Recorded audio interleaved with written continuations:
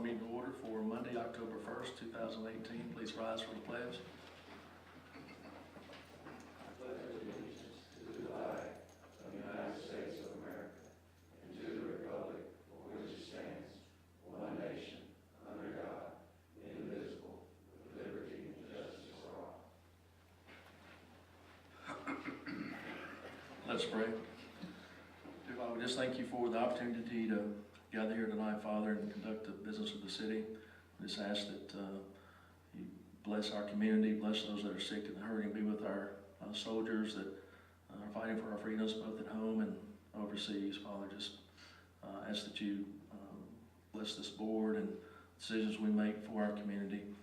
Forgive us if we fail. In your name we pray. Amen. Amen. Next item on the agenda, roll call. Please show all present tonight. With the exception of Bill Eskew, we do have a quorum and can conduct business. Next item on the agenda, unfinished business.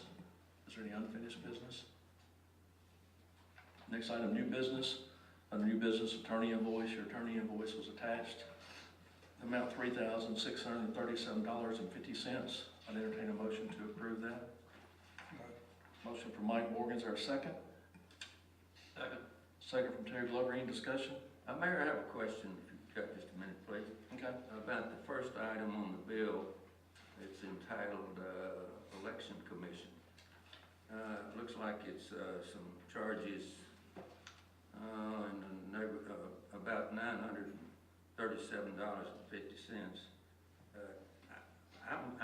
I'm just asking for some clarification, I guess. I would have thought that the Election Commission would be the one who determined the qualifications for somebody to run. And you think it'd be their responsibility for legal opinion? I'm wondering why we had to get involved in this thing and pay this charge when I assumed it would be their responsibility. Am I wrong about that? I honestly don't know, Mr. Kirk. I don't mind asking the Election Commission to reimburse us for that. Obviously, this was a item that dealt with a city employee running for elected office, and research was done about the qualifications of that in the state law. Well, who did the research? Did we do it? Or I think we were involved in some of it. The county. I think we were involved in some of it. The city attorney, the county attorney. Was there some reason that we had to be involved? We were asked by the Election Commission to look into it and attend the hearing. Was there a complaint filed, or do you know? Are you aware of any complaint filed? I noticed Christine Carnot is on several of these things with correspondence back and forth, talk about the eligibility or the qualifications to run for a city office. And if there was a complaint, would they know about it? Would we know about it, or should we know about it? From the best of my memory and to my knowledge, the issue arose when a gubernatorial candidate utilized the Chiefs of Police Association to put out a memo that said they endorsed him. That caused some concern among the chiefs of police and who's the lady over that, Chief? Maggie Duncan. And there was some discussion about that, which led to some phone calls to Miss Maggie, and that the Police Chiefs Associations did not endorse that gubernatorial candidate. And through that process, we had contacted MTAS, and that issue came up in our discussions with MTAS about local elections as well. So that's where that all stemmed from. Could we talk to Christine Carnot about the process and the complaint? Do you have any problem with us talking to her about it as members of this board? No, sir, not at all. All right, I'll give her a call and maybe I can get some more answers. Okay. Would you? I thought it's kind of strange that the Election Commission is charged with conducting the elections, and I would assume that they are the ones that determine the eligibility for people to run, and how we got so involved in it as a city. Well, I think because it dealt with the city employee and some state laws and state statutes. I'm assuming an ordinance for or against that we... A state law? Yeah, unless we opt out. Is that correct? I don't know about that. You have a problem with me calling Christine, man? No, sir. And that's all I have, Mayor. And I'll be more than happy to send a letter to the Election Commission asking them to reimburse us if you want me to. Well, if it's their responsibility, or is it ours? That's what I was trying to determine. I'd like to talk to Christine to see which side she's the legal counsel for the city. Right. where she comes down. Okay, Okay, all right, thank you. thank you. Any other questions or comments? Call for the question. All right, have a motion and a second. All in favor say aye. Aye. Those opposed, motion carries. Biz, Greg Williams.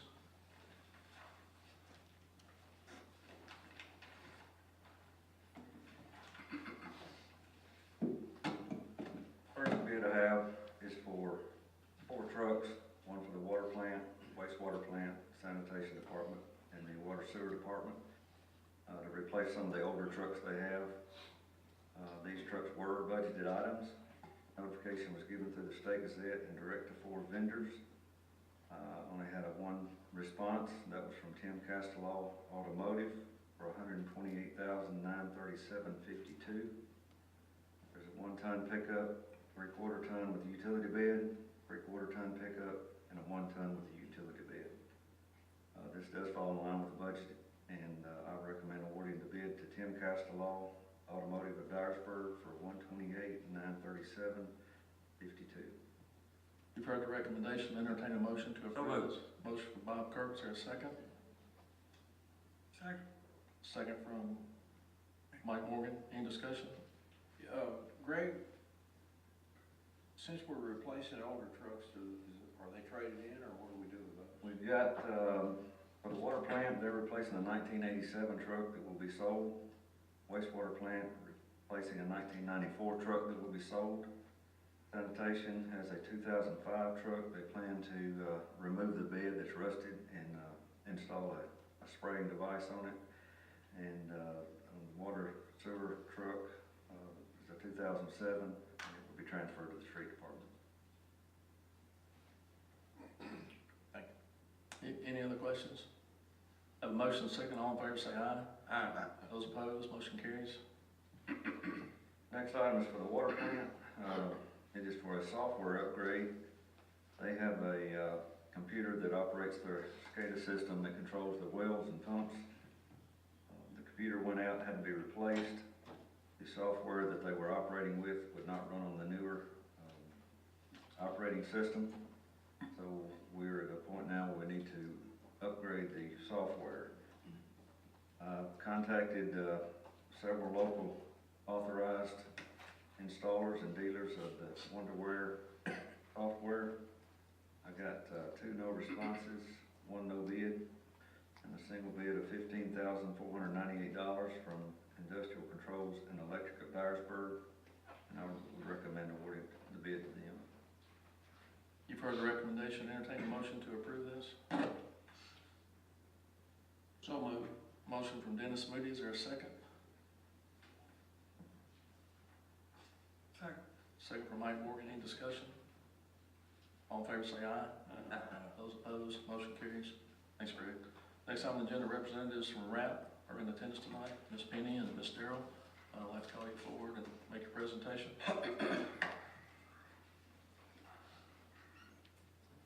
Thank you, Mayor Holden. And Alderman, I'm so very grateful for the opportunity to be here tonight. Today is October 1st. It's the first day of National Domestic Violence Awareness Month.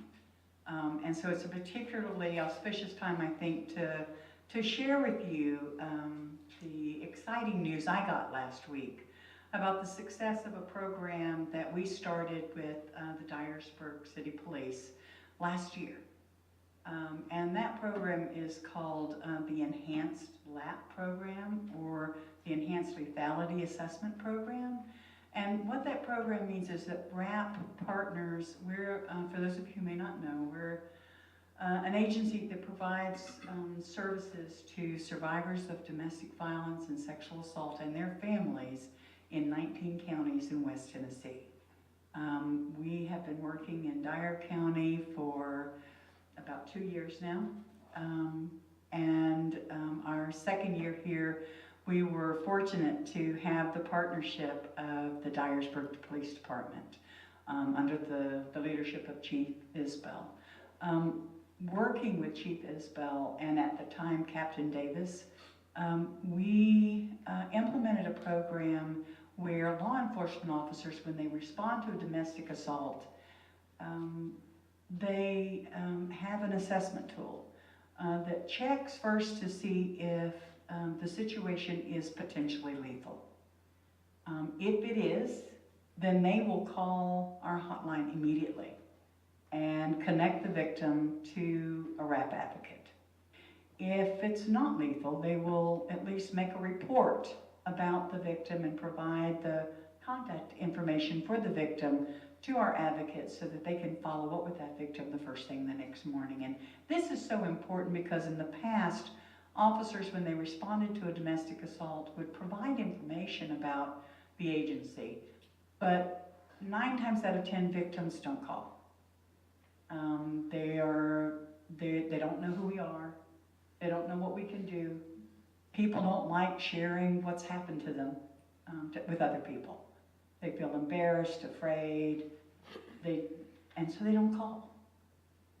This program, with the cooperation of the police, allows us to be proactive. We reach out to the victim. We don't wait for them to call us. And as a result of that, as you will hear in just a moment from Chief Isbell, the numbers of reports have decreased significantly since the same time last year. And for us, the number of services have increased by almost 50%. So it's working. The program is working. You were in our top 5. Looking at all counties in West Tennessee, Dyer County, Dyersburg in particular, were in our top 5 for reports of domestic violence. And so we are glad to see you, very glad to see you dropping down below that top 5 number, and hope that the numbers continue to improve, and that more victims are receiving the services they need. And we're grateful to have the opportunity to be here tonight to tell you personally thank you for the support of the community, and to thank Chief Isbell and now Captain Langford for their support in partnering with us. It takes not just the Victim Services Agency, it takes the support of the community to be able to truly end violence, intimate partner violence, and build safer, more stable, healthier relationships and families, which in turn create safer, healthier, stable communities. We are grateful to you, and I'm going to yield the floor now. Thank you so much. And Penny has some ribbons for you for Domestic Violence Awareness Month.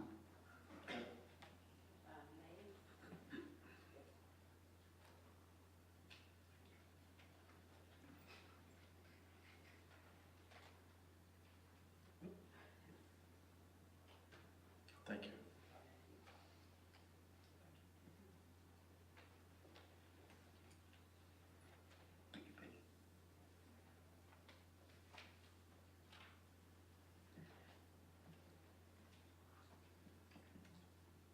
Thank you very much, and we do appreciate the partnership that we have with you. I remember we met a couple of years ago over at the post office and discussed this program, and certainly it's been a benefit to us in our community and our police staff and police department to reduce those types of incidents. So thank you for what you do, not only for Dyersburg, but for West Tennessee as well. Thank you very much.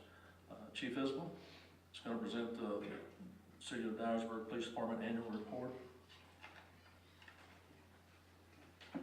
Thank you.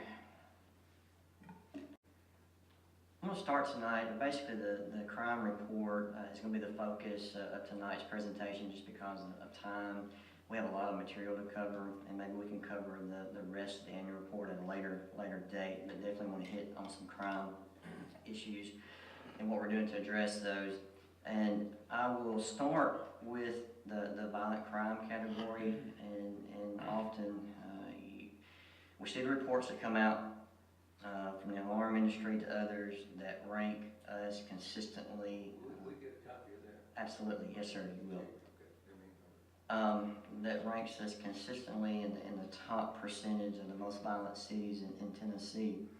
And I've addressed this board several times with this, and the reason those numbers and how they come from. So tonight I want to hit a little bit on our violent crime categories and show the reduction in most of our violent crime categories since 2013. I'll share those with you. We'll start with murder. In 2017 we had 0 murders.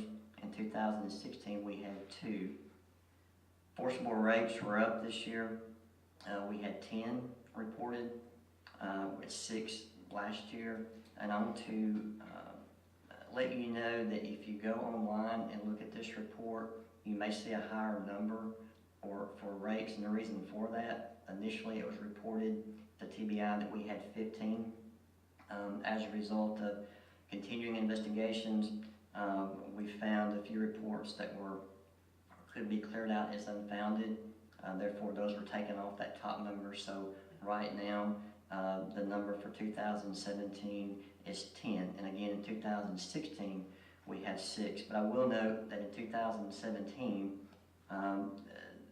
the perpetrator was either an acquaintance or a family member. It was not an unknown individual. Aggravated assaults, we've talked about those before. Aggravated assaults are where serious bodily injury has occurred or a weapon was used. Our numbers are way down.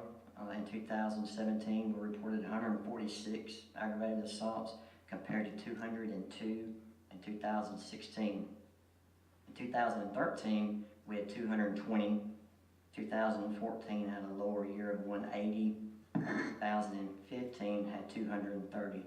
So we're obviously proud of that reduction. Simple assaults, similar. 529 for 2017. That goes from 698 in 2013. So we've seen a continuous decrease in those. Robberies are up by 3. We had 24 reported robberies in 2017. Had 21 in 2016, and as many as 34 in 2013. Burglaries are also on the decline. 209 for 2017, and they were high as 279 in 2013. Theft from motor vehicles, similar trend, 122 in 2017, and as high as 184 in 2014 and 174 in 2013. They'll talk about our domestic category, and again, this is where we get a lot of our violent crime numbers, and you've heard me say it here many times that it's not random acts of violence against the community, but it is very, very troubling to have people in relationships hurting each other at the numbers that we're reporting. And that number is high across the state and actually across the nation. But I'm proud of where we are on these numbers, as you have heard. In 2017, we reported 41 aggravated assaults. This is domestic related. We're just talking about the domestic category now. We had 74 in 2016. We've had as many as 104 in 2015, 101 in 2013. Simple assaults, 229 in 2017 compared to 319 in 2016, 364 in 2015, 420 in 2014, and 408 in 2013. That's some big numbers. So if you look at it like this, the numbers combine individuals, victims of domestic assault, total, including aggravated and simple, is 270 victims total. In 2016, that number went up to 393. 2015, 468. 2014, 492. And in 2013, 509. You add all that together, look at the years. In 2017, we had 239 fewer victims of domestic victims compared to 2013.